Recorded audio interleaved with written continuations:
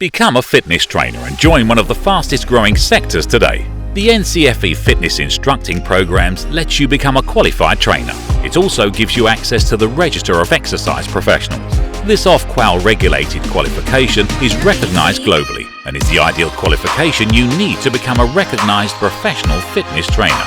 You can also expect to make an attractive income in this highly demanded sector as a fitness trainer. To join this program now, visit www.globaledulink.co.uk, the only provider who offers video-based high-quality tutorials, and become a certified fitness professional. That is instructing gym-based exercise. We have one lesson, and the lesson will be preparing self and supporting clients. So it really does tie in Unit 2 and Unit 5 together, but we really want to be able to utilize everything we've looked at in both units to know how to really instruct our clients efficiently and effectively. So as we can see here, we need to take into account preparation. So we have time management, appearance, for example, clothing and uniform, hygiene, making sure our PAR-Q is completed from other client information available. If there's a client program card available or you've designed their program, equipment required has been prepared, safety checks of environment and equipment. So that takes into account all of the health and safety stuff we spoke about, the support in the clientele, and being able to plan and effectively deliver a consultation and or interview and assessment for them. Preparing the client, meeting and greeting them, maybe a verbal screening, asking them things like, has anything changed since I last saw you? Do you have any injuries that I need to be aware of?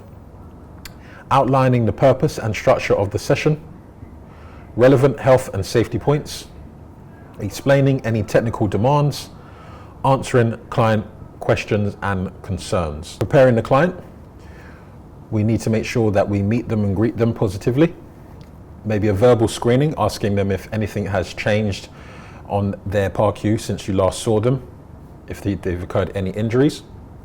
Outlining the purpose and structure of the session, relevant health and safety points, explaining any technical demands, and answering any questions or concerns that they may have. Presenting yourself positively through your image and rapport. We need to make sure we have a professional appearance, we're approachable, friendly and welcoming, positive body language and communication, asking open questions, for example, how are you? And listening actively with interest and empathy. Especially in the beginning stages of building that rapport, we need to make sure we are very, very communicative. With that communication and motivation, we need to use open body language, an upright posture and no slumping, welcoming facial expressions, positive gestures, positive and interested voice tone, friendly and welcoming language, praise and encouragement. A simple instructional acronym, as we can see here, known as NASTY. N would be to name the exercise, the purpose and the muscle used. A, to adjust the equipment to suit the client. S would be a silent demonstration with the perfect form and technique that you want them to utilize. T, for the teaching points to reinforce observation. And Y, for it is your client's turn. Make sure that you understand how important it is to demonstrate everything your client does to ensure that the machine itself is working, because the last thing you want to do is step somebody onto a machine or a piece of equipment and it is faulty and they hurt themselves. You give the appropriate teaching points, observational points, and make sure they understand what is necessary from them for that exercise, and they are able to visually see what you want them to do rather than just say and explain it. Your skills and qualities, you will need to be approachable and friendly, as we said, good posture and technique, appropriate clothing and footwear, good sound knowledge, and effective communication and instructional skills. Your instructional skills, verbally, your communication needs to have instructions and explanations, using motivational language, making sure your client knows that they are doing it correctly. Voice tone and projection. If you are standing next to them, you are obviously not shouting, and you're not too far away from them where they can't hear you. And appropriate teaching points to only better the exercise for themselves. Visual communication, body language and facial expressions are very key. Demonstrations and technique, as we said at the beginning, and their posture and alignment. Your instruction needs to be positive, never negative or putting them down. Concentrate on what needs to be done rather than what needs to be avoided. Use simple terminology, avoiding jargon or things that may confuse them. Using precise, short, clear instructions. User-friendly language, being easy to understand, clear and audible voice, and an interesting tone. Motivation is very, very key, and we need to make sure that it's positive and constructive. Accentuate the positive, reinforce good technique, use encouraging phrases to improve their technique and push them through difficult exercises. For example, things like good job, 2 more, you can do it, keep your form, you're nearly there, well done, great work. Vary the tone of your voice with speed and volume according to the exercise and component of the session. So you may not come in giving all of the motivation in the world during a 2-minute warm-up, but when you are near the end of the session and they're pushing for the final few reps, or they're pushing for that last 10 seconds on a treadmill, that's when your voice may raise to match the energy level output. So basically, the harder they're working, the more you are talking and reassuring them.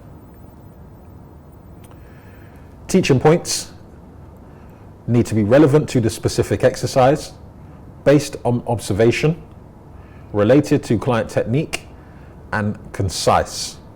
As you can see here, the trainer has a very good view of the client. He is not touching or prohibiting himself for the client's technique in any way.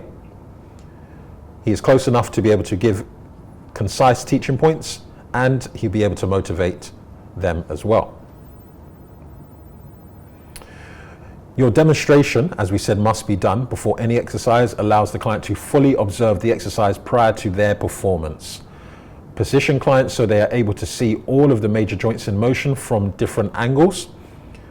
For instance, as we can see here on a leg extension, the trainer is able to point and show the client exactly, because they're in a very good observational view, where they need to be feeling it, how to set up the machine prior to them getting onto it. And perform with correct posture and alignment, because if somebody is a beginner, they will do exactly as you show them. Somebody who is advanced, sometimes they may say, I feel this may be done this way, or do you feel that I could do it that way? Because everybody is different. Also, if you have somebody who is taller, shorter, maybe larger or smaller, they may have a completely different technique to you as well. That's why we need to understand and demonstrate and make sure that they understand your knowledge and capabilities as well. And lastly, as we can see here, once again on observation, be well positioned to fully observe your client's technique. Nothing is obstructing your view. Move around to observe different angles. If somebody is possibly doing a free weight shoulder press and they can't see you, you can only see them from the left side, you don't know what's going on the right side. So we would need to be able to walk around the client and observe them from different angles. We may be looking for loss of technique, as we said with that specific exercise, changes in skin color, sweating, signs of discomfort, changes in posture as well. Positioning your client in front of a mirror, maybe in a gym, does help, because then you can use the mirror for a full view also. Be mindful that some clients may not appreciate manual correction or touching. As you can see here, there is no touching going on whatsoever, but the client can understand where the trainer's hands are and be able to use those as a guide. Concludes the end of the level. We finished with Unit 6, which was instructing gym-based exercise, and we looked at program design, we looked at hypertrophy, sets and reps, and much more. I hope you are ready and excited for Level 3. We'll be delving into anatomy and physiology again in the first unit, and then applying the principles of nutrition in the second unit. Stay tuned.